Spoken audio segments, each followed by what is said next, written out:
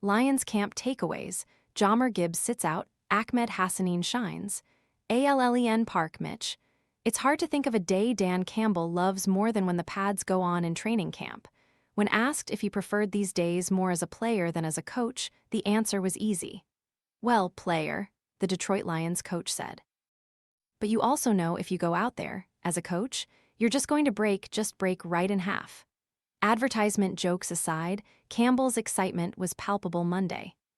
Then I found Lulu Talks tea and everything shifted. Once I started drinking it, my mornings were ruined in the sense that they'd never be the same again. I began waking up feeling rested and energized, something I hadn't experienced in years. My new routine?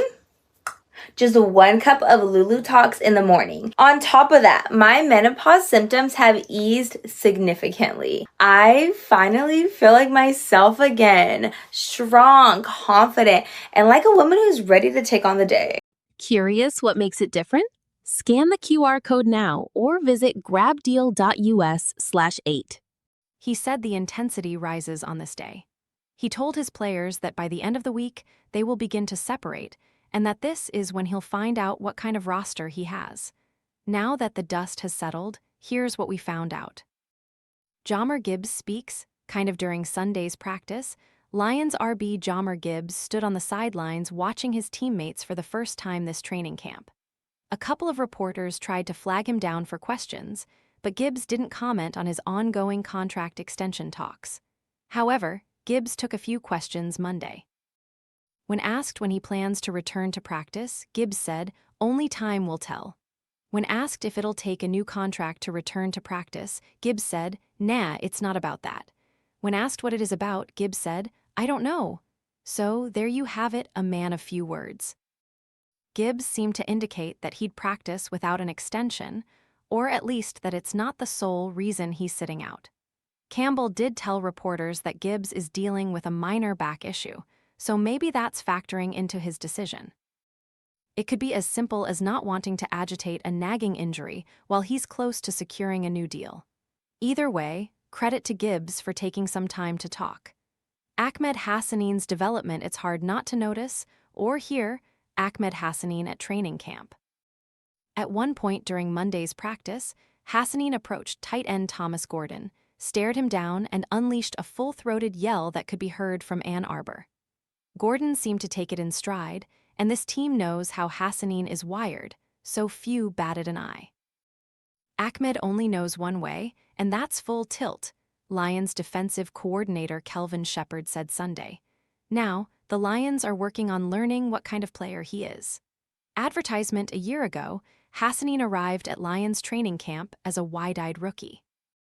You wouldn't find a player more appreciative to be here than Hassanein, who grew up in Cairo, moved to the United States in high school, began playing football at 15, and went on to star at Boise State, where he developed into a 2025 sixth-round pick. The fact that he's here at all is impressive, but Hassanein isn't the same happy-go-lucky rookie he was a year ago. Now that he's healthy and more experienced, he wants to contribute. "Man, I'm completely different," Hassanein told The Athletic. "Completely different mentality, completely different physically. I'm much stronger now. I know what's happening on the football field. I'm much more aware of what's happening and what the offense is trying to do. That's thanks to Coach Shep, who teaches us situations. Thanks to Coach Casey Rogers and Caleb Collins. They did a really great job just explaining the whole defense and what we're trying to do. I feel like this year, my mentality is so much different than what it was last year. I'm calm and collected, but also, when chaos starts to happen, I'm ready to do whatever it takes for my team. I wanted to earn the trust of my coaches and trust of my teammates." Hassanein appears to have put in the work this offseason. He said he feels stronger, and that passes the eye test. He worked with Aiden Hutchinson's trainer, who taught him about inflammation and proper body fat percentage, which Hassanein said has helped his ability to bend. He deleted most of his social media to stay focused on the season. He said he's trying to read tackles and guards pre-snap better than he did as a rookie. And he switched from rush end to big end in Detroit's defense, unlocking more opportunities for him to take the field. It's early, but Hassanein has earned a handful of first-team reps, a sign that the Lions are gaining trust in him. If he can crack the rotation as a versatile edge who wins with effort and instincts and can stop the run, this defensive line will be better off for it. When practice ended, Hassanein had a long conversation with Lions GM Brad Holmes. When asked about the exchange, Hassanein said he teared up and got emotional talking to Holmes. Advertisement Hassanein said he told Holmes, "It just means the world to me that he believed in me and took a chance on me. I'm gonna do whatever it takes to prove you're right." "Man, you prove me right by doing what you're doing," Holmes replied, according to Hassanein. "You're a football player." OLDL drills. Because this was the first day of pads, we were able to chart OLDL one-on-ones during the 7-on-7 period. These matchups help separate battles in the trenches. Here are my notes for each of the matchups that took place. Aiden Hutchinson versus Penny Sewell. Advantage Hutchinson, Alan McNeil vs. Christian Mahogany. Advantage Mahogany, Tylake Williams versus Cade Mays. Advantage Williams, Mekai Wingo versus Tate Rattledge. Advantage Rattledge, Tyler Lacey versus Blake Miller. Advantage Miller, Hutchinson versus Sewell. Advantage Sewell, Chris Smith versus Mays. Advantage Mays, Levi Onwuzurike versus Rattledge. Advantage Rattledge, DJ Wunham versus Blake Miller. Advantage Wunham, Ahmed Hassanein versus Larry Borom. Advantage Borom, Skylar Gilhoward versus Juice Scruggs. Advantage Scruggs, Miles Adams versus Seth McLaughlin. Advantage McLaughlin, Tyre West versus Mason Miller. Advantage West, Anthony Lucas versus Miles Frazier. Advantage Lucas, Wunham versus Scruggs. Advantage Lacey, Aiden Keenana versus McLaughlin. Advantage McLaughlin, Gilhoward versus Mason Miller. Advantage Miller, Eric O'Neill versus Frazier. Advantage O'Neill, West versus Melvin Priestley. Advantage Priestley, Adams versus Michael Neese. Advantage Adams, Wingo versus Frazier. Advantage Frazier, Hassanein versus Colby Sorstal. Advantage Hassanein, O'Neill vs. Devin Cochran.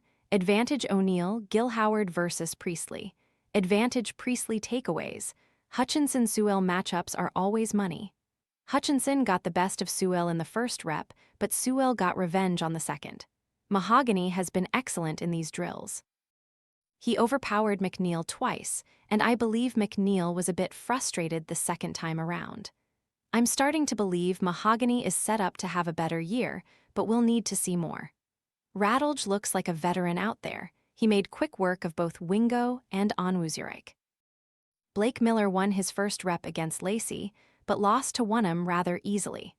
Rough couple of attempts for Frazier, but he finished with a win. News, notes, and other observations. Lions safeties Brian Branch and Kirby Joseph got some work in off to the side Monday. Joseph was running sprints up the hill, while Branch was working on backpedaling and cutting. I'm starting to buy Campbell's late August, early September timeline for Branch, which once felt a bit optimistic.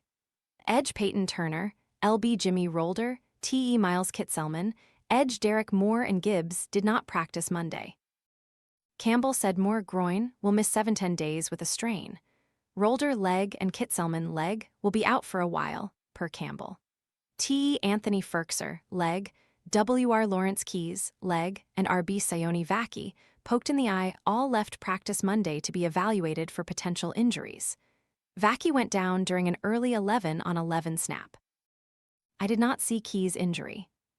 Chuck Clark nearly picked off Jared Goff on a post route intended for Amon-Ra St.